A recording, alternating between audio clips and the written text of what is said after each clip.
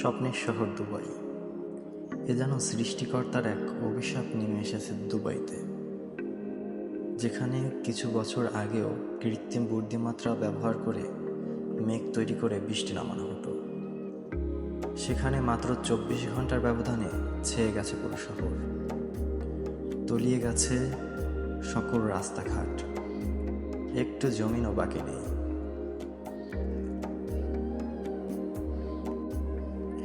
যেখানে বিলাসী জীবনযাপন অন্যতম, যে দেশে সব থেকে বিলাসী জীবনযাপন লক্ষ্য করা যায়, সে দেশ আজ পানিতে তলিয়ে গেছে। 75 বছর পর এই ভয়াবহ বন্যার কারণ হিসেবে দোষারোপ করছে জলবায়ুকে। বিশেষজ্ঞরা আরও অনেক গবেষণা করার পরেও তেমন কিছু বের করতে পারেনি। আকাশে দেখা দিয়েছে সবুজ রঙের আভা, যা এখনও উদ্ঘাটন করতে পারেনি কোনো বিশেষজ্ঞ।